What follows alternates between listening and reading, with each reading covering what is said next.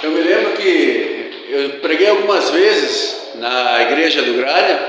O irmão é da mesma época, quando a igreja era aqui mais adiante, né? Depois mudou lá para baixo e eu me lembro que eu preguei algumas vezes quando a igreja era ali ainda. E agora me deparo com essa igreja bonita, nova. Louvado seja Deus por isso, né? Amados, a mensagem dessa semana, desde que eu recebi o convite do irmão João, sabe que a gente se põe em oração e busca em Deus o que falar. E confesso que muitas coisas me veio na cabeça, mas nós vivemos em um mundo hoje que é um mundo bastante comercial. Hoje as pessoas estão muito preocupadas em comprar, em vender, em negociar, em lucrar. E num mundo que nós vivemos dessa forma, onde todos querem negociar e levar alguma vantagem, vamos por assim dizer, não dá para se confiar mais em palavras. Desde os tempos bíblicos, desde que o pecado entrou nesse mundo, não se dá mais para confiar no homem, apenas na palavra de um homem.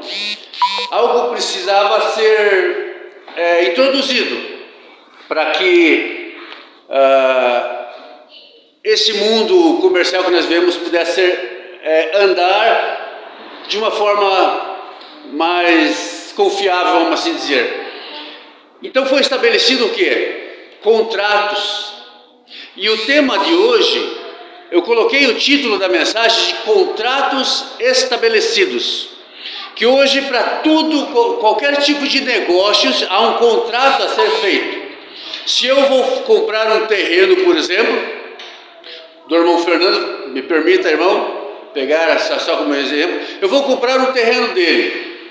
Então, nós dois iremos a um cartório, nós vamos fazer um contrato de compra e venda, ele vai assinar esse contrato, vai colocar a assinatura dele ali, eu vou colocar a minha assinatura ali, o cartório vai autenticar toda aquela documentação e esse contrato, a assinatura dele nesse contrato é a minha garantia jurídica de que ele vai cumprir comigo aquilo que foi combinado, o valor das parcelas e enfim, e outras coisas que estiverem ali. E a minha assinatura nesse mesmo contrato é a garantia jurídica dele de que eu vou pagar essas parcelas conforme o combinado, tanto na questão de valores como sem atrasos. Então, mais ou menos assim que hoje funciona o mundo comercial. Quando nós vamos para a Bíblia, desde os primórdios da Bíblia, nós vemos vários tipos de contratos e alianças que tempo após tempo foi sendo feito pelos homens, pelos povos dos tempos bíblicos. E ali havia dois contratos. Havia um tipo de contrato na Bíblia que funcionava assim. Se, por exemplo, Deus nunca surgiu com algo novo. Os contratos na Bíblia sempre foi feito à base de sangue. Diferentemente dos contratos de hoje que são assinados em cartório autenticado. Mas na Bíblia os contratos eram feitos à base de sangue. E um dos contratos que havia nos tempos bíblicos, quando duas pessoas faziam um negócio, vamos imaginar que um babilônico fosse fazer fazer um negócio, por exemplo, com um israelita. O babilônico, ele tinha como Deus o Deus Marduk. O israelita tinha como Deus o Deus Yahvé. Então essas duas pessoas, quando iam entrar em um negócio, essas duas pessoas, eles matavam um animal de porte grande e aspergiam o sangue desse animal nas duas partes, e o babilônico jurava pelo seu Deus, que era o Deus Marduk, e o israelita jurava pelo Deus Yahvé, que era o seu Deus. Então cada um jurava pelo seu Deus após ter matado um animal e aspergido o sangue sobre as duas partes. Esse era um dos tipos de contrato que aparecem na Bíblia. Mas havia um outro que era muito mais sério, muito mais perigoso de você fazer. Havia um contrato que fazer um outro exemplo aqui, o filisteu, ele tinha como Deus, o Deus Dagon. Ele fosse fazer, por exemplo, um negócio com o babilônico que tinha como Deus, o Deus Marduk. Então, o filisteu jurava pelo Deus Dagon, o babilônico jurava pelo Deus Marduk. Mas antes desse juramento, era sacrificado vários animais, não era um animal como no primeiro, eram vários animais de porte grande. Eles dividiam esses animais ao meio, colocavam em ordem de fileiras, como se fosse um corredor, as vísceras uma virada para a outra, a parte que foi cortada, a traseira e a frente, uma de frente para a outra, e as duas pessoas envolvidas naquele acordo, naquela aliança ou naquele contrato, deveria caminhar naquele corredor até o final, voltar e jurar pelo seu Deus de que ia cumprir o que estava sendo estabelecido ali. Após a primeira parte feito isso, a outra parte fazia a mesma coisa, passava pelo corredor, ia até o final e retornava.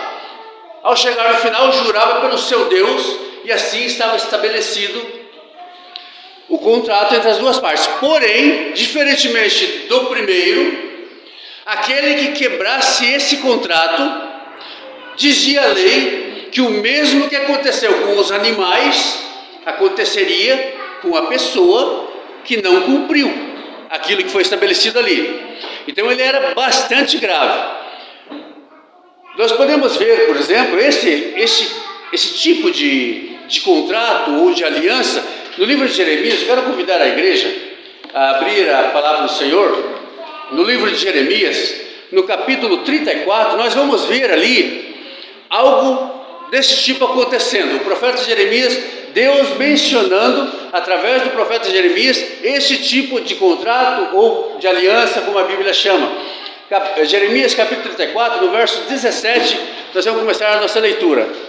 Se eu me atrapalhar um pouquinho na leitura, eu peço que os irmãos me desculpem, eu não trouxe o meu óculos e eu tenho uma certa dificuldade de ler sem o óculos.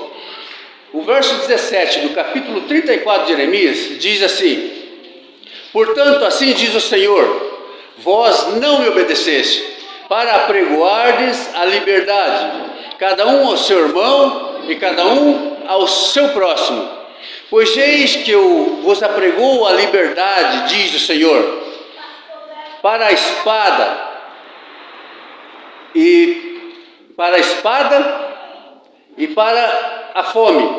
Farei que sejais um espetáculo horrendo para todos os reinos da terra. Farei os homens que transgrediram a minha aliança e não cumpriram as palavras da aliança que fizeram perante mim, como eles fizeram com o bezerro, que dividiram em duas partes, passando eles pelo meio das duas porções.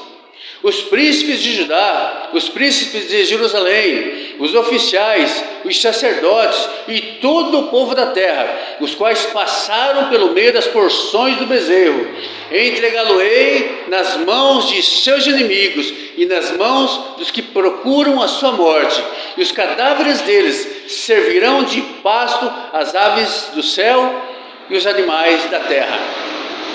Esse contrato que nós mencionamos aqui e acabamos de ler, o verso final diz: entregá-lo-ei nas mãos dos seus inimigos, para aqueles que procuram a sua morte, e os cadáveres deles ficarão jogados pela rua, servirão de pastos, servirão de alimento para aves do céu, animais da terra. Aquele que não cumprisse este acordo feito aqui, a lei dizia exatamente isso que acabamos de ler no livro de Jeremias, aconteceria a mesma coisa, não necessariamente ser dividido ao meio, não é isso que a Bíblia está dizendo. O que a Bíblia está dizendo é que aquele que não cumprisse esse contrato, teria todo o sangue do seu corpo derramado. Era nesse contexto em que fala que aconteceria o mesmo do que os animais, aquele que não cumprisse esse contrato. Deus fez um contrato assim, ou uma aliança, vamos chamar de aliança, porque a Bíblia trata isso como uma aliança. Deus fez uma aliança dessa com Abraão. Quando Deus vai fazer uma aliança com um homem que ele havia escolhido, Abraão, Deus faz exatamente esse tipo de aliança. Nós podemos ver isso em Gênesis capítulo 15. Gênesis capítulo 15, nós vamos encontrar Deus agora fazendo esse tipo de aliança com Abraão e colocando ali as mesmas condições. Capítulo 15 de Gênesis, nós vamos ler a partir do verso 3, nós vamos encontrar Deus junto com Abraão, fazendo a mesma aliança, da mesma forma, com o mesmo grau de intensidade, caso não fosse cumprido. Capítulo 15 de Gênesis, no verso 3, diz assim: disse mais Abraão.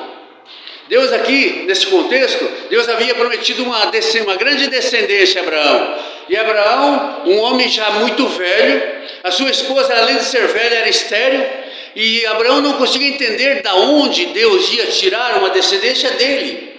Porque nós comentamos aqui na escola sabatina sobre Jonas, que teve aquelas atitudes estranhas para um profeta de Deus, mas não podemos esquecer que antes de ele ser profeta, ele é um ser humano. E ele tem os mesmos sentimentos que eu e você tem, de medo, de frustração, de indecisão, de incerteza. E aqui, no caso de Abraão, não é diferente.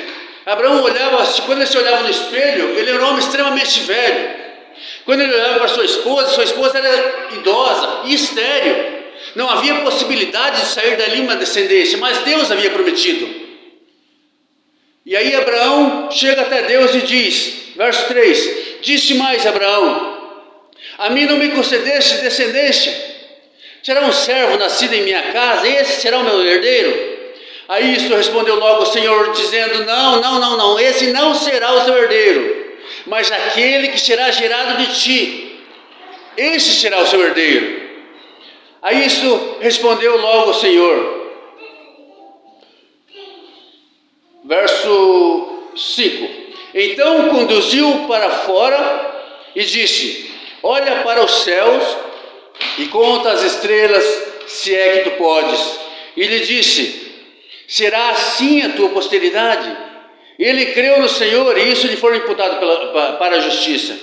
Disse mais: eu sou o Senhor, que te tirei da terra do dos caldeus, para dar-te como herança essa terra. Perguntou-lhe Abraão: Senhor Deus, como saberei que hei de possuí-la? Respondeu-lhe o Senhor: toma uma novilha, uma cabra, um cordeiro, cada qual de 3 anos, uma rola e também um pombinho. Ele, tomando todos esses animais, partiu-os pelo meio e lhe pôs em ordem de fileiras pelas metades, uma de frente para com as outras, e não partiu as aves. As aves de rapina desciam do céu sobre os cadáveres, porém Abraão os enxotava. Aqui Deus falando com Abraão. Abraão está com aquela dúvida sobre a descendência que Deus havia prometido, e Deus falou: olha Abraão, olha para o céu, conta as estrelas, se é que tu podes, será assim a tua descendência? Eu disse que vai ser. Pega os animais, parte ao meio. E Abraão, sempre obediente, fez o que Deus havia mandado. E no verso final diz que as aves de rapina desciam sobre os cadáveres daqueles animais para levar embora, e Abraão os enxotava. Lá no verso de Jeremias que nós lemos, disse que os cadáveres daqueles que não cumprissem o que estava sendo feito ali ficaria largado e serviria de pasto. Nós podemos ver Deus fazendo exatamente a mesma aliança, o mesmo grau de intensidade na aliança que nós lemos em Jeremias. Aqui agora Abraão, Deus faz com Abraão.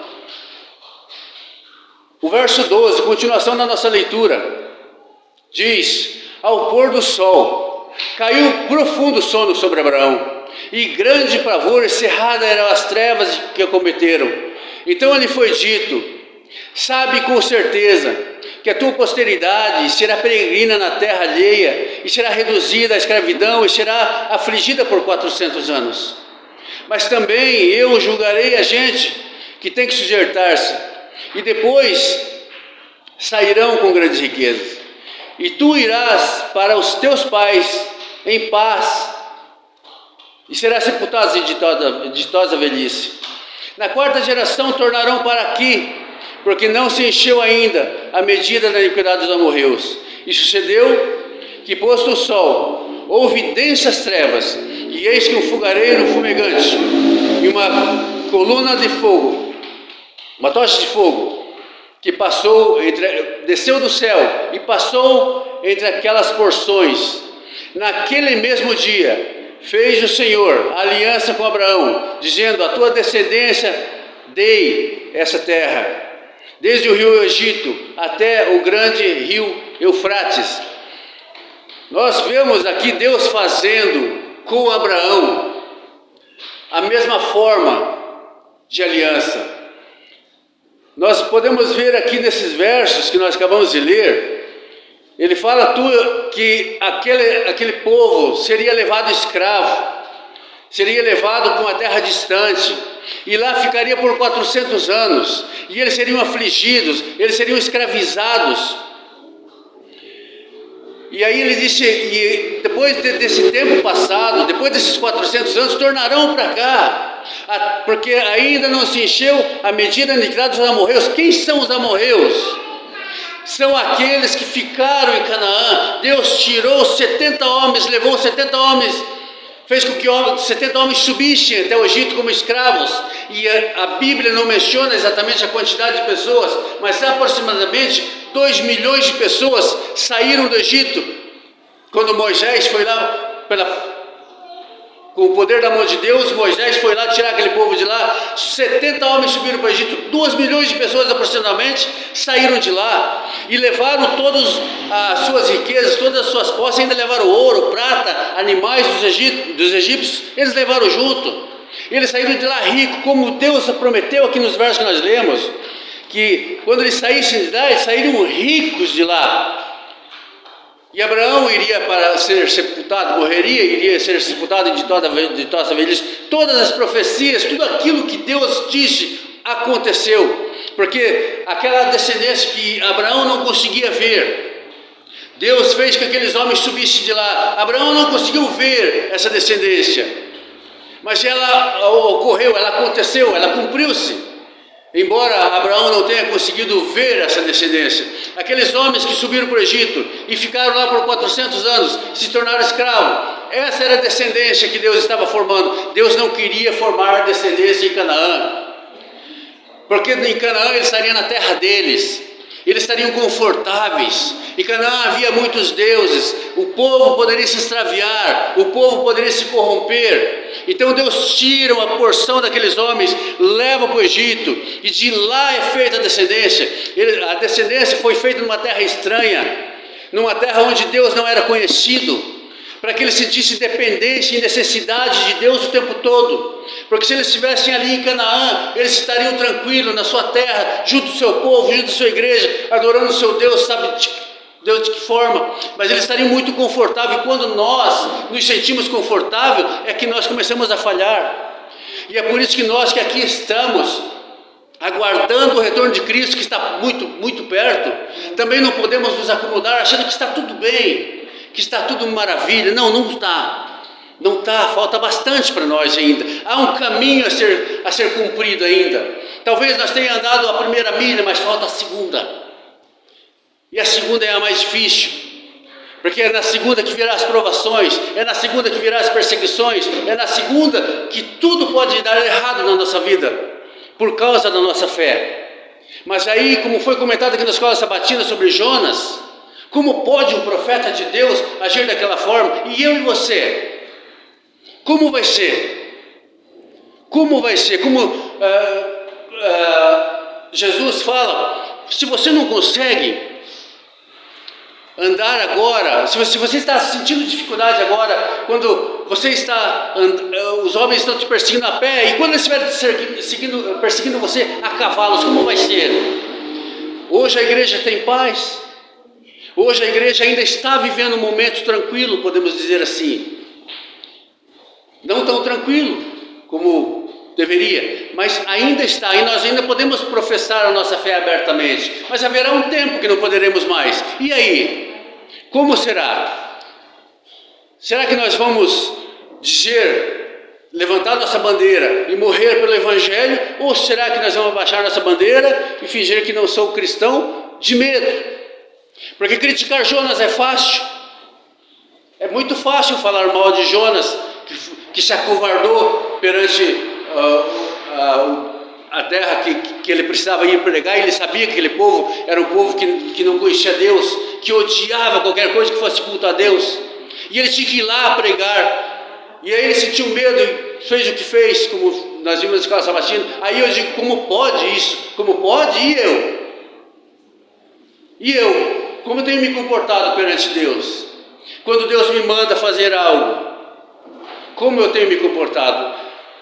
Quando Pedro sentiu medo, vendo Jesus ser julgado, ser levado para o Calvário, ser espancado, e aí aquelas pessoas, olha, você é um discípulo de Cristo, porque o seu jeito de falar entrega. E ele, não, eu não conheço esse homem. Você está louco?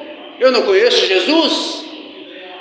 Como pode um homem que viveu 3 anos e meio junto com Jesus negar a Jesus? Pode, porque ele era um ser humano. Ele tinha medo, ele tinha sentimento de insegurança. Ele não sabia como se comportar naquele momento, porque o medo tomava conta dele. E aí nós podemos talvez criticar Pedro, mas se nós estivéssemos lá, será que nós diríamos, eu conheço Jesus, eu sou discípulo dele, e ia para a cruz junto com ele?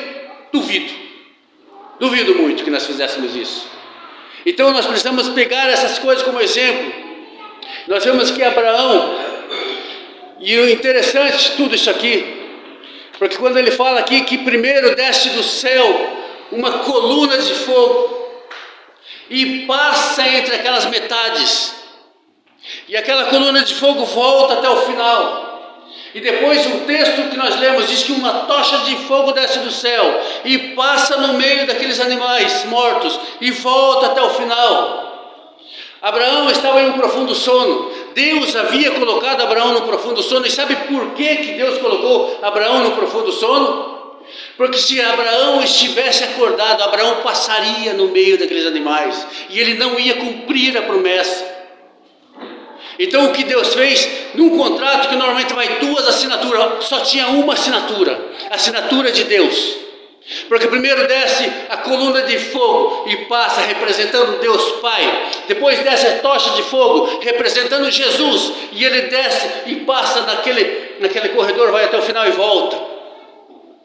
E como eu não cumpri, a lei dizia, aquele que passar aqui e não cumprir, vai derramar todo o sangue que tem no corpo. E por que você acha que Jesus foi para a cruz? E por que você acha que Jesus derramou todo o sangue dele naquela cruz? E por que você acha que Jesus teve o coração partido na cruz? Porque ele passou naquele corredor no meu lugar. Eu deveria ir para a cruz, porque o ser humano falhou na promessa, naquele acordo feito com Deus, que quem passasse ali morreria. Ele sabia que nós não ia cumprir, então ele colocou o homem em um profundo sono. E agora Jesus passa naquele corredor, e eu não cumpri, você não cumpriu, nós não cumprimos, e Jesus pagou com a vida, pagou com o sangue, porque eu miseravelmente falhei com Deus, miseravelmente. E aí eu quero criticar profetas da Bíblia, porque eles tiveram medo. E eu, quantas vezes me acovardei? Nós, quantas vezes nos acovardamos? Aqui dentro da igreja é muito fácil nós falar, todos os professam a mesma fé, mas de lá fora, para Jonas pregar na igreja dele era fácil, para Jonas pregar no meio do povo dele era fácil, mas quando ele precisou ir para Nínive, ele se acovardou, ele sentiu medo. Normal? Será que nós não sentiríamos também? Com certeza nós sentiríamos, com certeza. Deus passou naquele lugar, em um contrato onde normalmente vai 2 assinaturas, só houve uma assinatura, a de Deus. Olha o amor que Deus teve por mim e por você, que miseravelmente falhamos com Ele, sabendo que nós não ia cumprir, Ele faz com que a tocha de fogo desce do céu. Quem é essa tocha de fogo? O próprio Cristo. E passa no meu lugar e morre, porque eu falhei. Paulo fala sobre isso. Paulo, na carta aos Hebreus, ele fala sobre esse episódio. Abra suas Bíblias em Hebreus capítulo 6. Nós podemos ver Paulo comentando sobre esse mesmo episódio. Hebreus capítulo 6, no verso 13. Hebreus 6, verso 13. Nós podemos ver Paulo falando sobre esse mesmo episódio. Veja que Paulo fala a respeito desse momento que está sendo comentado aqui no verso 13. Ele diz assim: pois quando Deus fez a promessa a Abraão, visto que não havia ninguém superior a ele a quem jurar, jurou por si mesmo, dizendo: certamente eu te abençoarei e te multiplicarei. E assim, depois de esperar, com paciência obteve Abraão a promessa. Pois os homens juram por aquilo que lhe é superior, e o juramento lhe servindo de garantia para eles é o fim de toda contenda. Por isso Deus, quando quis mostrar mais firmemente aos herdeiros da promessa a imutabilidade do seu propósito, se interpôs com o juramento, para que mediante duas coisas imutáveis, nas quais é impossível que Deus minta, forte alento tenhamos, nós que já corremos para o refúgio, a fim de lançar mão da esperança proposta, a qual temos por âncora da alma, segura e firme, e que penetra além do véu, onde Jesus, como precursor, entrou por nós, tendo tornado-se sumo sacerdote para sempre, segundo a ordem de Melquisedeque. Paulo comentando sobre esse tipo de aliança, sobre aquilo que Deus fez. Assim como os babilônicos juravam pelo Deus Marduk, assim como os israelitas juravam pelo Deus Yahvé, não havia ninguém superior a Deus por quem ele pudesse jurar. Então ele jurou por si mesmo. Ele jurou por si mesmo que a descendência que ele havia prometido para Abraão, ela seria feita, ainda que a base de muito sangue. Deus nunca falhou em uma promessa dele, porque ele não é homem para que minta, e nem filho de homem para que se arrependa. Tudo que Deus fez foi pensando em você, foi pensando em mim. E aí eu pergunto, e eu já perguntei isso para mim tantas vezes. Às vezes me olhando no espelho, eu me coloco diante de mim no espelho e digo: Joel, em nome de Jesus,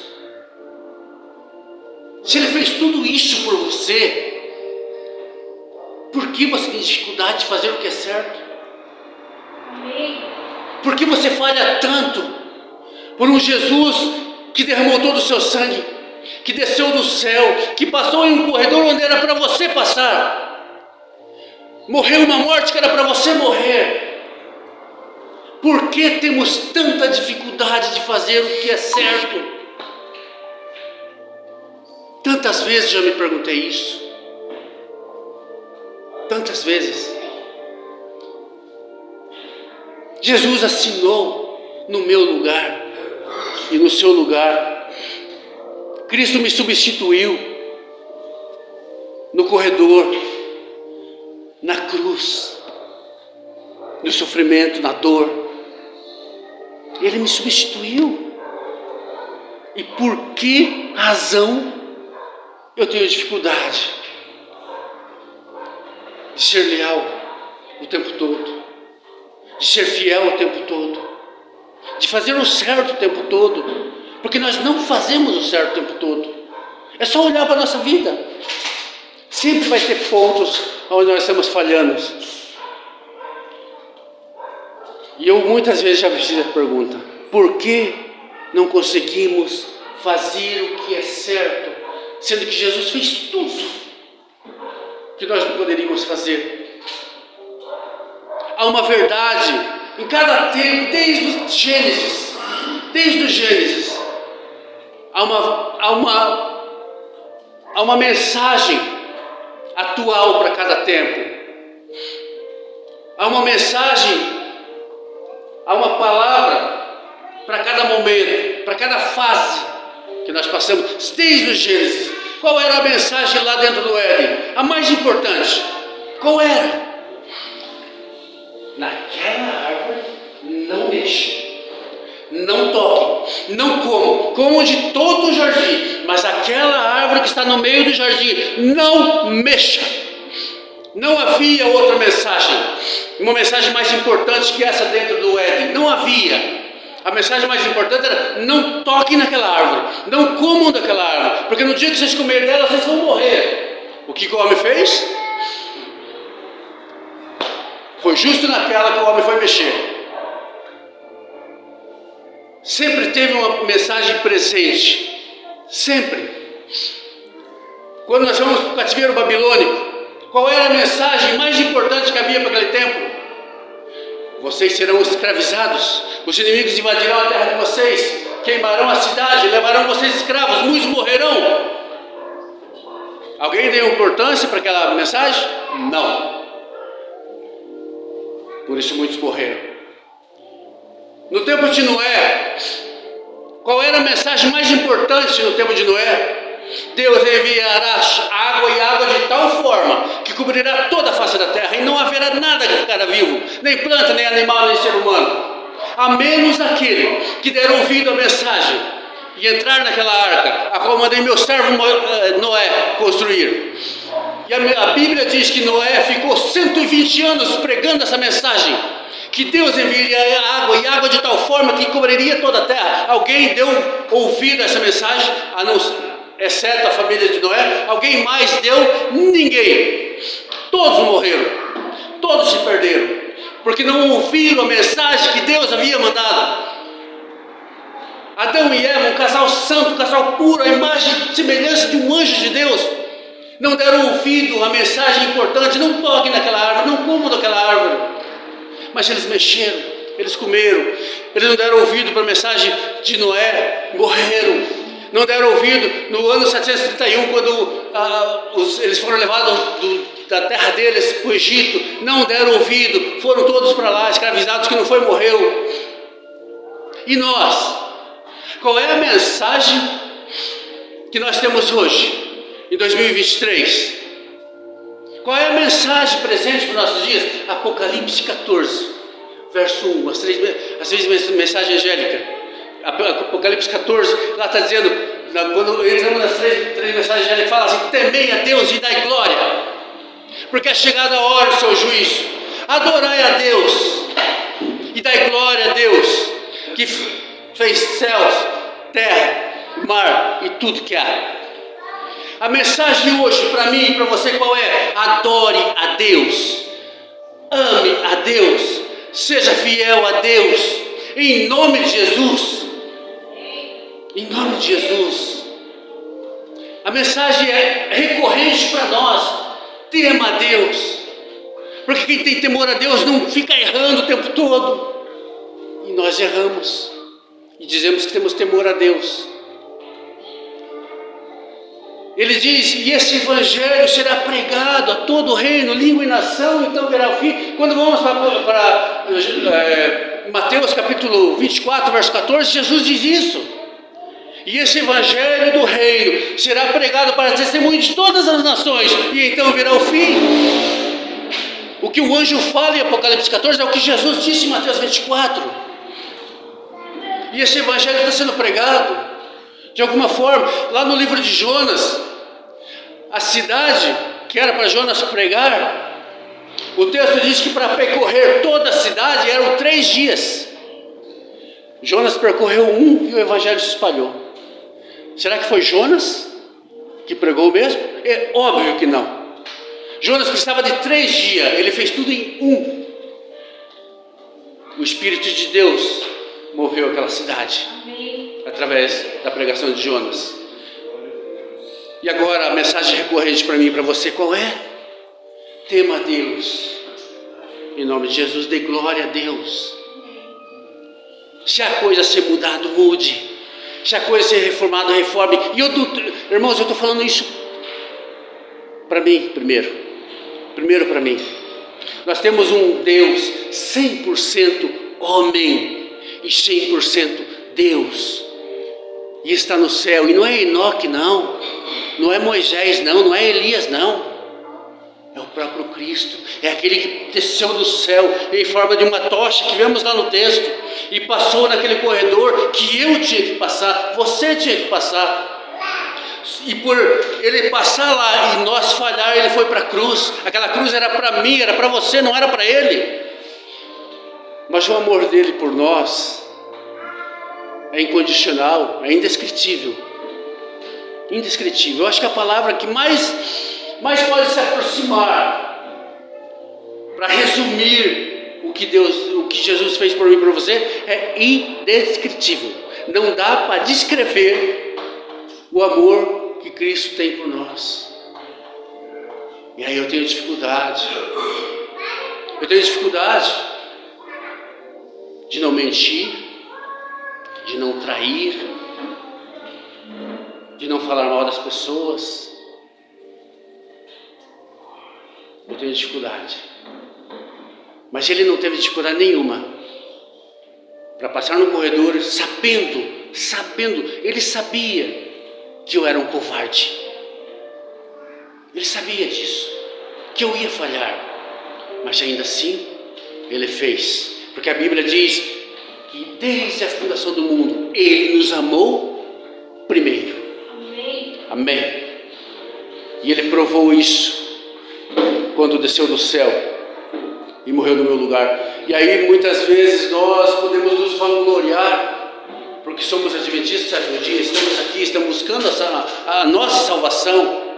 Mas entenda uma coisa, amados, todos os sims que eu e você damos para Deus, vem de Deus, não vem de você, não vem de mim, é dele. Quando eu digo sim para Deus, o sim está vindo dele. Agora quando eu digo não, esse vem de mim, mas o sim vem de Deus. Efésios diz, porque é Deus que coloca em você o querer e o fazer, o fazer e o efetuar. É Deus que coloca em você, não é mérito seu, não é mérito meu, é mérito de Deus. Então quando nós dizemos sim para Deus, nós devemos dobrar nosso joelho e agradecer a Deus por Ele ter colocado esse sim na minha vida. E não me vangloriar disso. Porque quando nós estamos aqui por um único motivo, buscando a nossa salvação. Nós sabemos que há um céu. Sabemos que há uma nova cidade. Apocalipse 21 descreve ela, como ela será, um pouquinho de como ela será. O capítulo 19 de Apocalipse também descreve um pouquinho da cidade. Então é isso que nós buscamos. Nós estamos aqui com esse propósito. Mas precisamos, lá, Apocalipse 14, a primeira mensagem angélica, quando o anjo desce e fala: temei a Deus e dá glória a Ele, porque é chegada a hora do seu juízo. Sabe, amados, quando nós vemos essa descrição do que Jesus fez por nós, e quando nós falamos a palavra Jesus, já vem na nossa mente um ser doce, um ser perdoador, um ser tranquilo, um ser amável, um ser que morreu no meu lugar. Essa a imagem que vem quando eu falo de Jesus. Tenho certeza que na sua cabeça é a mesma. Porém, no capítulo 6 de Apocalipse diz que é chegada a hora da ira do Cordeiro. Esse ser doce, esse ser perdoador, esse ser amável, esse ser que morreu no seu lugar, que morreu no meu lugar, também é Deus de justiça. E quando fala da ira do Cordeiro, há uma pergunta feita no capítulo 6: quem poderá suster-se? Ou seja, quem poderá aguentar a ira do Cordeiro? Aí Apocalipse capítulo 7 responde: aqueles que estiverem selados. Amém. E como eu vou buscar esse selo? Primeira mensagem angélica: tema a Deus, dê glória a Deus, porque se você temer a Deus, você não vai ficar pecando continuamente. Quem teme a Deus não peca conscientemente.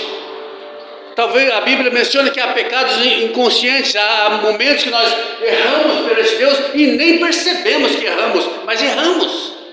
Mas esse pecado, Deus não leva em conta. Agora, aquele que eu faço conscientemente, eu sei que não devo fazer, eu sei que vou desagradar a Deus, e ainda assim eu faço, só a misericórdia de Deus para te livrar da ira do Cordeiro. Amados, nós estamos vivendo tempos bastante difíceis. O mundo que nós estamos vivendo hoje é um mundo onde o certo virou errado, o errado virou certo. As pessoas, tanto quando você professa, menciona a tua fé em Deus, você vira muito, na maioria das vezes, motivo de conversinha, de risadinha. E daí? Problema deles. Querem rir? Riam. Há um ditado popular que rir por último rir melhor. E é isso que nós temos que pensar. Não se importe se alguém ataca a sua fé, se a tua vida está difícil. Jesus não prometeu vida fácil para ninguém, ele disse que seria difícil. E agora, no tempo do fim, que estamos vendo ainda mais, porque a nossa dificuldade talvez estivesse ali no financeiro, na saúde, nisso, naquilo, mas daqui a pouco vai ser a nossa fé o problema. Nós seremos atacados e perseguidos por ela, por causa da nossa fé. E aí sim, será muito mais difícil. E nesse momento, qual será a minha decisão e a sua? Morrer por Cristo como Ele morreu por mim? Ou se acovardar? Essa é uma pergunta para você, fazer para você, porque eu faço isso para mim. Sempre. Sempre. Eu sei o quanto eu ainda preciso melhorar para ser digno de ter o meu nome escrito no livro da vida. Eu sei o quanto eu ainda preciso batalhar contra o meu eu, contra os meus erros, para que eu possa estar lá, para que você possa estar lá, para que nós, um dia assim reunidos como estamos aqui, não seja o Joel ou o outro irmão falando, mas o próprio Cristo. Nós todos sentados ouvindo o próprio Jesus falar. Já pensou que maravilha? Eu almejo isso tanto. Mas quando eu olho para mim, eu não vejo como me salvar. Mas quando eu olho para Cristo, eu não vejo que não tem como eu me perder. Não tem como. Depois do que Cristo fez por mim, eu tenho obrigação de estar no céu. Obrigação, porque eu preciso honrar o que Ele fez. Que Deus abençoe essa igreja.